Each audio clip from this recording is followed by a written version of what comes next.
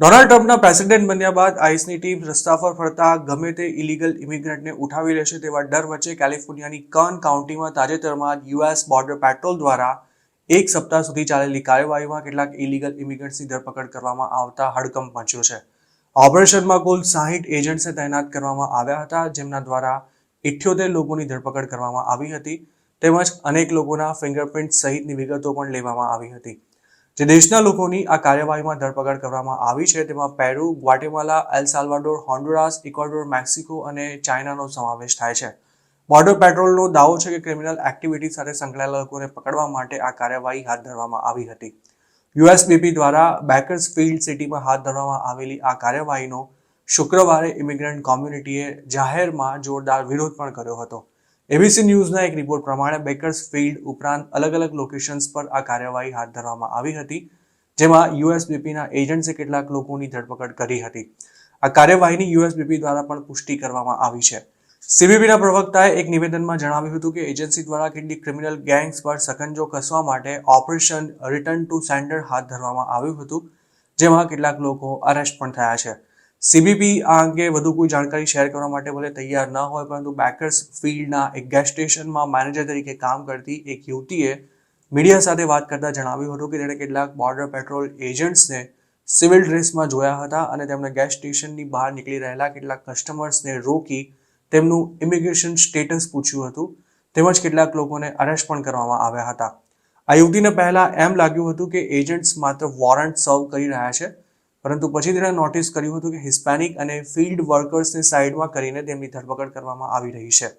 આ યુવતીનો એવો પણ દાવો હતો કે ઘણીવાર સુધી આ કાર્યવાહી થતી જોયા બાદ તેને શંકા પડી હતી કે એજન્ટ્સ દ્વારા ખરેખર તો રેડ કરવામાં આવી છે અને ગમે તે લોકોને પકડવામાં આવી રહ્યા છે.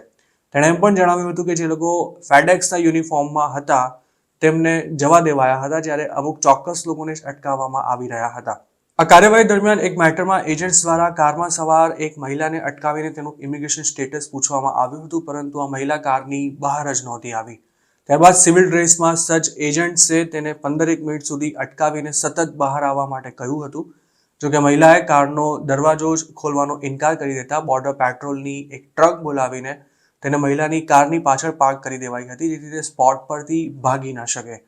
મીડિયા સુધી આ ઘટનાની માહિતી પહોંચતા જ થોડીવારમાં પ્રેસના લોકો પણ ત્યાં એકઠા થઈ ગયા હતા અને પછી આ મહિલાને જવા દેવામાં આવી હતી.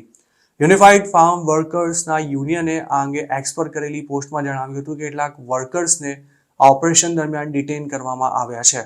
બેકર્સફિલ્ડ સિટીના મેયર કરેન ગોહે આ કાર્યવાહીની પુષ્ટિ કરતા જણાવ્યું હતું કે પોલીસને પણ આ અંગે જાણ કરવામાં આવી હતી, પરંતુ લોકલ પોલીસ ફેડરલ એજન્સી દ્વારા હાથ ધરાયેલા ઓપરેશનમાં સામેલ નથી થઈ. કેલિફોર્નિયાના કાયદા અનુસાર લોકલ કે સ્ટેટ પોલીસ ફેડરલ ઇમિગ્રેશન એન્ફોર્સમેન્ટને લગતી કોઈપણ કાર્યવાહીમાં સામેલ નથી થતી. તેમણે એમ પણ કહ્યું હતું કે બેકર્સફિલ્ડના કોઈપણ રેસિડેન્ટને પોલીસની મદદની જરૂર હોય તો તે પોતાના ઇમિગ્રેશન સ્ટેટસની જરા પણ ચિંતા કર્યા વિના ગમે તે સમયે પોલીસનો સંપર્ક કરી શકે છે. અમેરિકન સિવિલ લિબર્ટીઝ યુનિયનના સધન કેલિફોર્નિયાના એટર્ની ઓલિવર માયા અંગે જણાવ્યું હતું કે તેમની સંસ્થાને પણ બોર્ડર પેટ્રોલ એજન્ટ દ્વારા ઘણા લોકોને અને ખાસ તો હિસ્પેનિક ફાર્મ વર્કર્સને રોકવામાં આવ્યા હોવાના રિપોર્ટ મળ્યા છે, જેમાં એક કેસમાં તો ગેસ સ્ટેશનમાંથી બહાર આવી રહેલી એક ઇમિગ્રન્ટ મહિલાને યુએસબીપીના એજન્ટ્સ દ્વારા રોકવામાં આવી તેની પૂછપરછ કરવામાં આવી હતી અને આ પૂછપરછ ચાલી રહી હતી તે દરમિયાન આ મહિલા ભાગી ના જાય તે માટે તેની કાર પાસે ટાયર સ્પાઇક્સ મૂકી દેવામાં આવ્યા હતા. આ મહિલાને અટકાવાઈ તે વખતે જ એજન્ટ્સની બીજી એક ટીમે ગેસ સ્ટેશનમાંથી લંચ કરીને બહાર આવેલા 7 વર્કર્સને રોક્યા હતા અને તે તમામ લોકોને અરેસ્ટ કરી સ્પોટ પરથી ક્યાંક લઈ જવામાં આવ્યા હતા. કેલિફોર્નિયામાં પ્રેક્ટિસ કરતા એક ઇમિગ્રેશન લોયરે એક ન્યૂઝ ચેનલ સાથે વાત કરતા એમ પણ જણાવ્યું હતું કે તેમણે પોતાની 35 વર્ષની કરિયરમાં આ પ્રકારની કાર્યવાહી ક્યારેય નથી જોઈ.